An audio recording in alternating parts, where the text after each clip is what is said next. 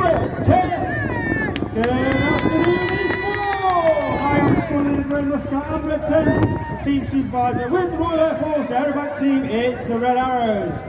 I have the honour of talking to you through the display today.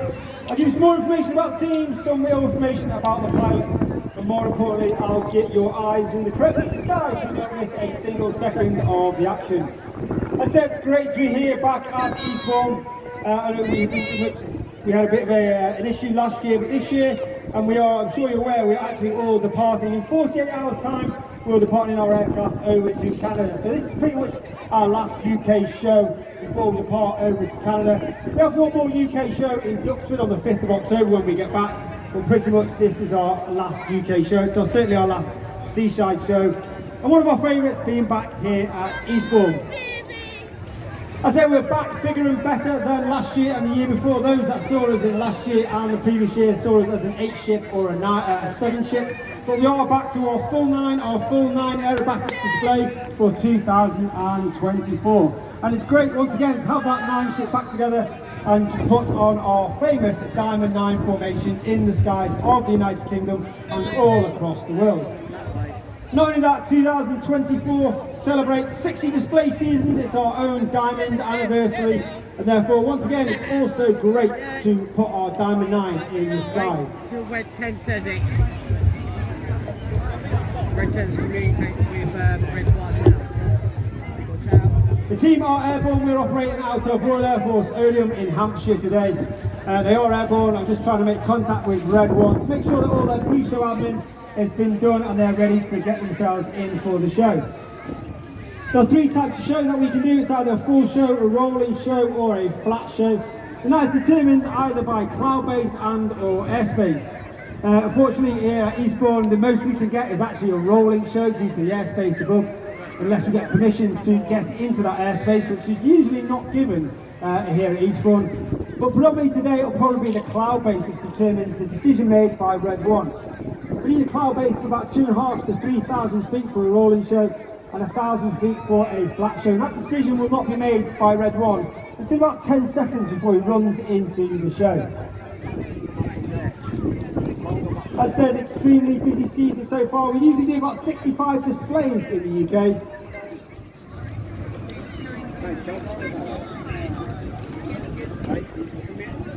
Who's going to Red 1 right now? I reckon there. Yeah, you know, diamond shape. Yay!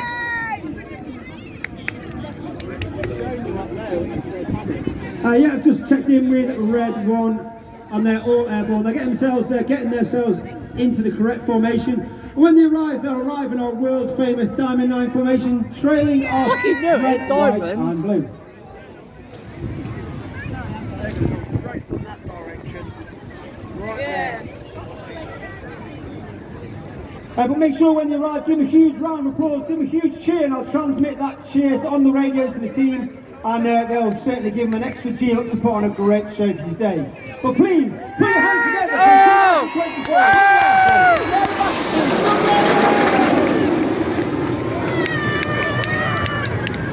Oh wow! I said arriving in our world famous Diamond 9 with our red, white and blue trailing out the rear. Red 1 immediately brings them around to the left, and you can see that platform of our world famous Diamond 9. With Red 1 bringing the team around to the left without a climb. That's demonstrated to me he started the show flat. And you now see Red's 8 and 9 split, with Red 6 moving up with 7 into 9 Arrow. In from the left, the smoke comes on. Once again, it's the Red Arrow. There they are! Here come the boys! Keep your eye on Reds 8 and 9, which are on the outriggers as they perform a railback and change the shape into thread. Leading the team this year, we have a new team leader, a new Red 1. That's squad leader John Bond, known as Bondi. Bondi was in the team for 5 years before taking a year out and then joining us back in 2024 as the team leader, Red 1. You now see the team change formation ever so slightly. On the 6th of June 2024, the nation commemorated and celebrated Operation Overlord, which of course was D-Day. The storming of the Normandy beaches during World War II. And in celebration and commemoration to all those that took part and in tribute to those that paid the ultimate sacrifice, the team reversed around to the left in Spitfire.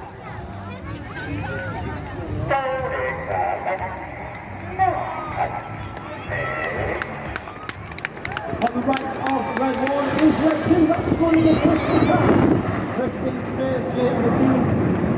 Uniquely, he was taken from training and straight into an instructor role on the Tucano, after which he then joined 617, the Dambuster Squadron flying the Tornado GR4, where he received an Air Force Cross for his service on operations over Afghanistan. His opposite number on the left-hand side of Red 1 is Red 3, Flight Lieutenant Dustin Wales, known as Dusty, also in his first year on the team. He's originally from Zimbabwe, a former Typhoon pilot with 11, 41 and 29 squadron based at RAF Coventry. The smoke is on from Reds 4 and 5 as the team continue around to the left. And at the end of November 2023, it was the 20th anniversary of the final flight of one of the most iconic aircraft ever in aviation history. As the team roll out, there is no mistaking the wonderful and majestic shape of Concorde.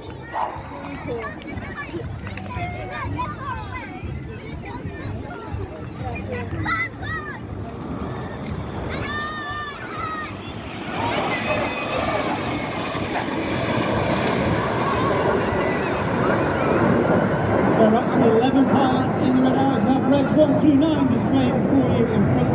There's myself, Red 10, former Tornado GR4 pilot, former Hawk qualified flying instructor. And of course we are commanded by Wing Commander Adam Collins, OC Rafat, former Tornado GR4 pilot, and he also flew the F-111 while on exchange with the Royal Australian Air Force. You now see the wings of the Concorde flex forward as Reds 8 and 9 move outwards, 6 and 7 split. Get your cameras ready, it's the colourful Phoenix.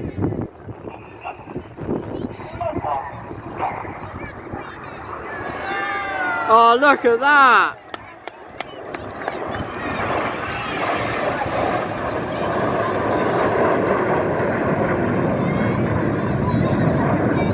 In the middle of that right wing is Red 4, Flight Lieutenant Ollie Suckling, second year on the team. He was Red 4 last year.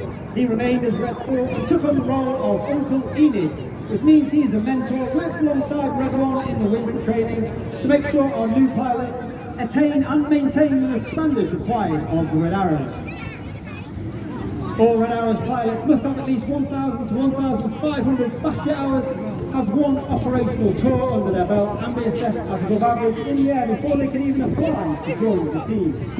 They go through a rigorous selection process of a week's training, formal interviews, formal flying tests and peer review before we whittle the applicants down to the final 9 that join us at the end of the season for the next season coming up.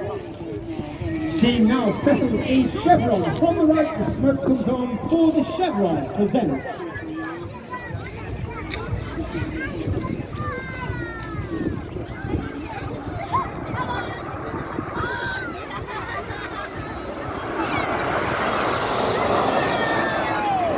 On the front row, on the left-hand side is Flight Lieutenant George Hodday, Red 5. First year in the team, he's a former Typhoon pilot, flown with 11 Squadron RAF Coventry.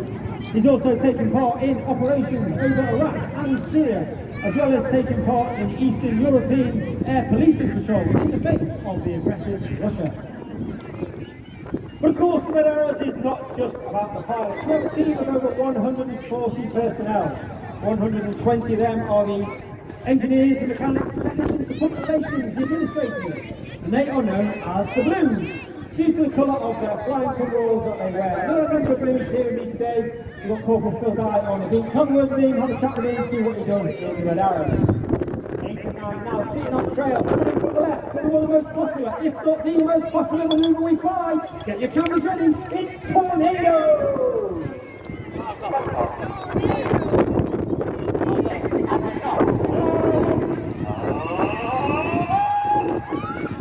The ball call is made by Red 8 and 9 as Reds 8 and 9 roll around the smoke of the rest of the formation. We're watching the colour change as everyone brings them down the line.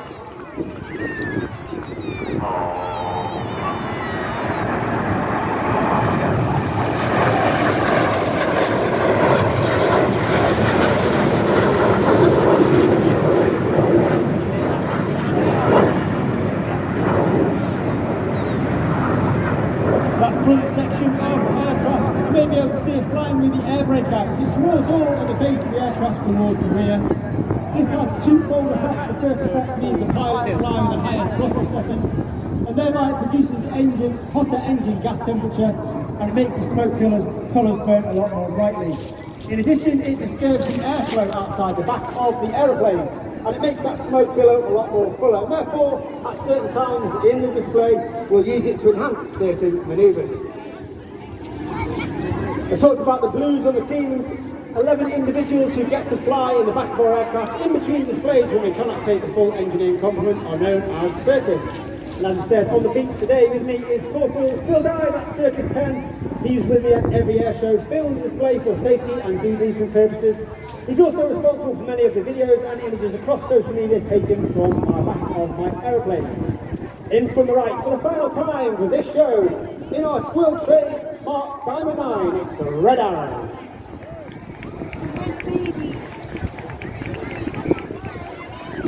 As we come to the end of the first half and start the second half, you'll now see a manoeuvre not flown since 2003.